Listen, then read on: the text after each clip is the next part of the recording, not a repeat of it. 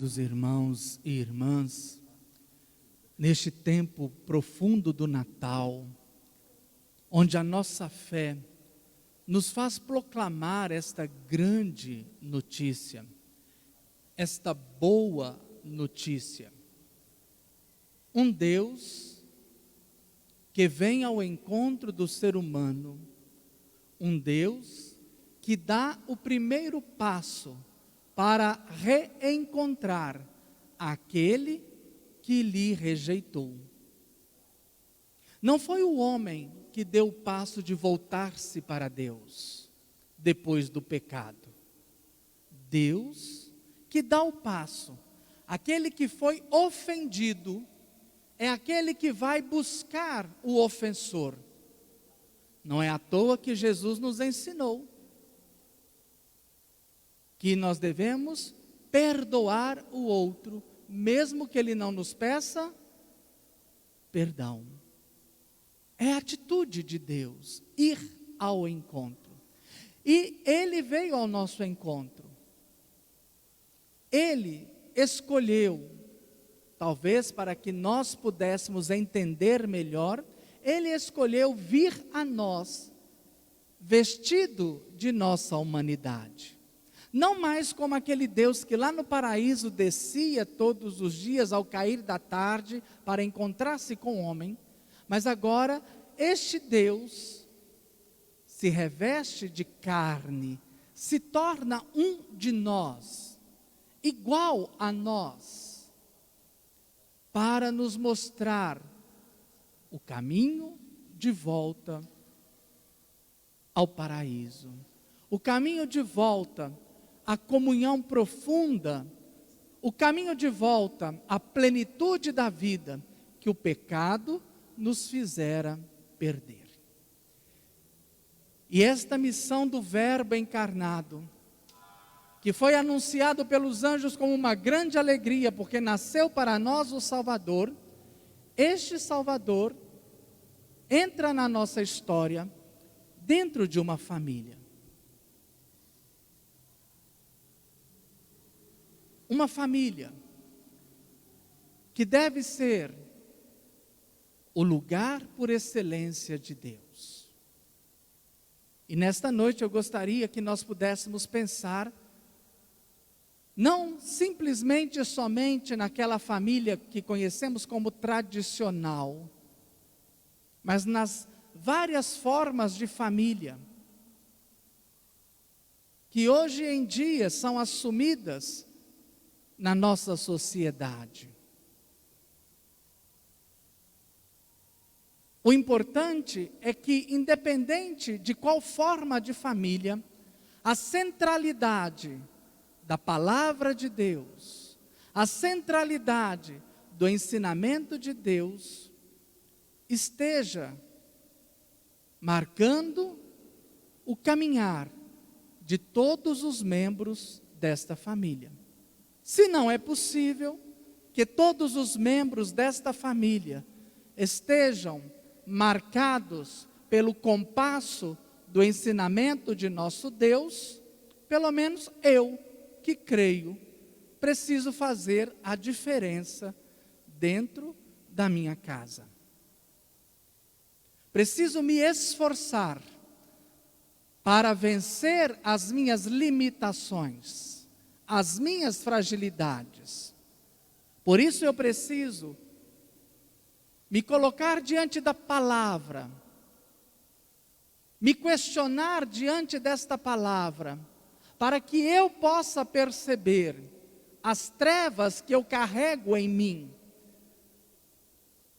Porque é muito triste nós vermos cristãos que justificam os seus erros em cima do erro de um irmão.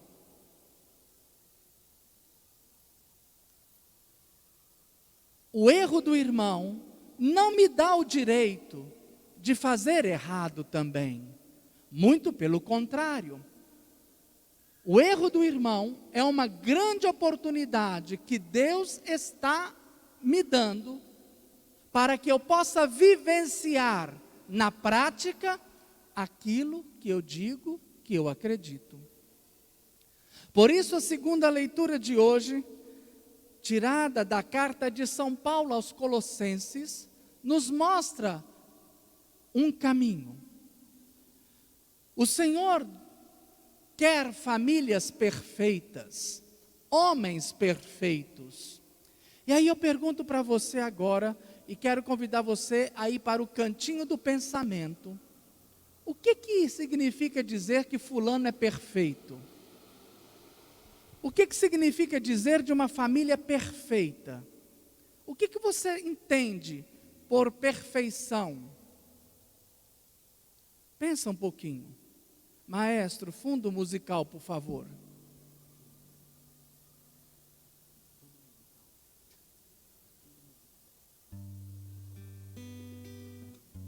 Quando a Sagrada Escritura diz que precisamos ser perfeitos na família, enquanto pessoa, o que é ser um homem perfeito? O que é ser uma família perfeita?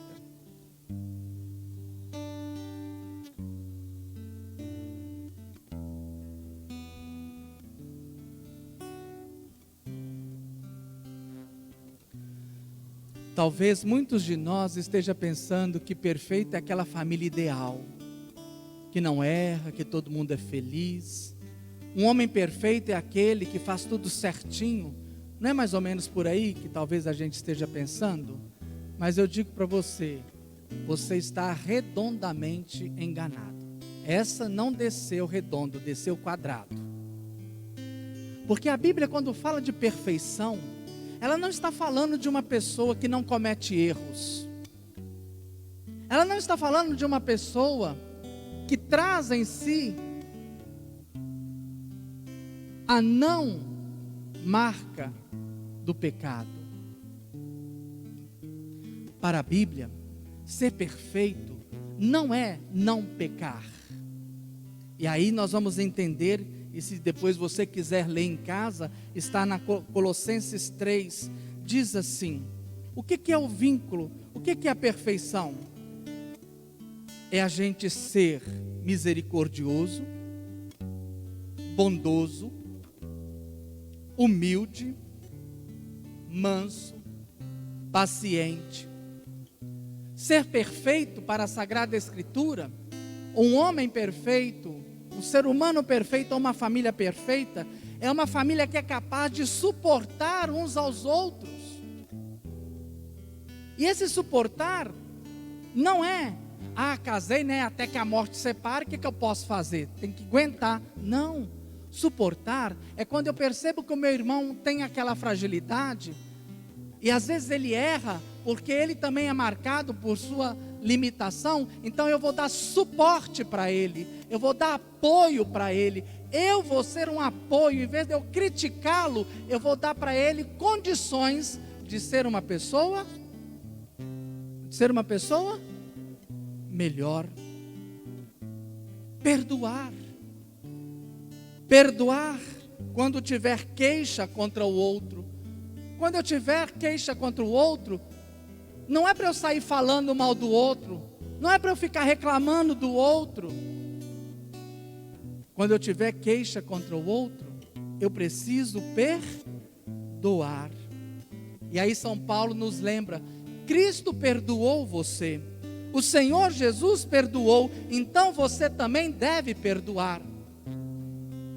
Olha que interessante, quando rezamos o Pai Nosso, o Senhor Jesus nos ensinou: perdoai-nos as nossas, assim como nós perdoamos os nossos. Isso é perfeição. Perfeição não é uma pessoa toda certinha, correta, que sempre está ali, sem fazer nada de errado. Não. Perfeição é a gente saber lidar com a fragilidade do outro, com a limitação do outro. Sabedor que eu também sou fraco e limitado. Sabedor que eu também faço o mal que não quero, ao invés de fazer o bem que eu tanto desejo. Isso é perfeição. É perfeição. E é este modelo que a família precisa buscar. Às vezes nós conhecemos e temos tantas famílias ditas tradicionais, que a perfeição segundo a Bíblia passou longe, mas se gabam porque são famílias tradicionais e se acham mais santas do que outras famílias que não são tão tradicionais neste ponto, mas são famílias tão diferentes, mas que se respeitam, que se amam, que se suportam.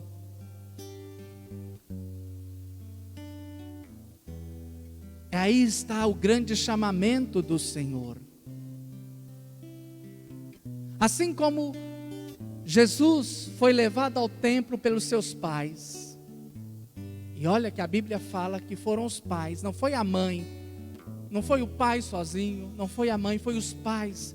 Nós precisamos redescobrir esta grande verdade. Os pais precisam ser o norte, o porto seguro para os seus filhos, mostrando-lhes o caminho do Senhor, mostrando-lhes a lei do Senhor. E não sei se vocês perceberam, mas por 4 vezes no Evangelho estava esta frase: conforme a lei do Senhor. Conforme a lei do Senhor. 4 vezes no Evangelho. Por quê? Cabe à família mostrar aos seus filhos o amor ao Senhor. Cabe à família mostrar aos seus filhos o caminho do Senhor.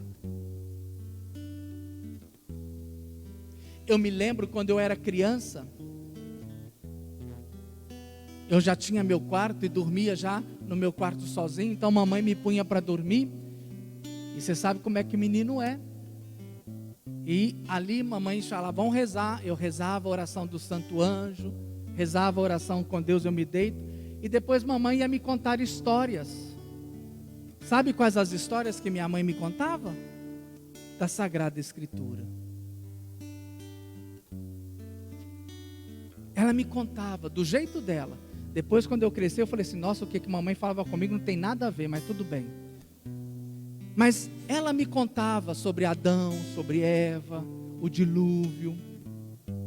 E ali a gente, na mente de criança, ouvindo aquilo, a gente imaginava as coisas.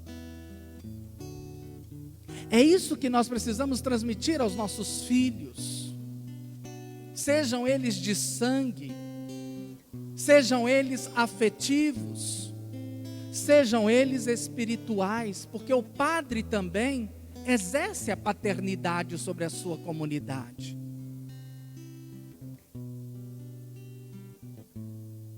E ele também ensina, corrige, apesar dele também precisar ser ensinado e ser corrigido. Qual pai e mãe que está aqui que nunca foi corrigido pelo filho? Se tiver um pai ou uma mãe aqui que nunca foi corrigido pelo filho, eu vou gritar assim, 6, truco! Porque os filhos nos corrigem. Os filhos nos chamam a atenção. E aí está o bonito da família, é porque um se preocupa com o outro. Diferente do diabo, que quando nos apresenta os nossos erros, ele nos condena. Deus, quando nos mostra os nossos erros, ele diz assim para nós, você é capaz de ser melhor, portanto vá e não peques mais. Essa é a perfeição que deve existir numa família. E abrindo os nossos horizontes, não simplesmente somente uma família tradicional, mas uma família, nas suas diversas manifestações do tempo de hoje. A primeira leitura vai continuar nos ensinando. E aqui me permitam falar um pouquinho, porque a primeira leitura vai falar de atitudes do filho. Atitudes que um filho deve ter. Se nós quisermos ter dias felizes sobre a face da terra, se nós quisermos ser atendidos pelo Senhor em nossas orações, se nós quisermos ter os nossos pecados perdoados, nós precisamos compreender a profundidade e a largueza do quarto mandamento da lei de Deus: honrar pai e mãe. O autor do livro do Eclesiástico, no capítulo 3, está nos dizendo isso.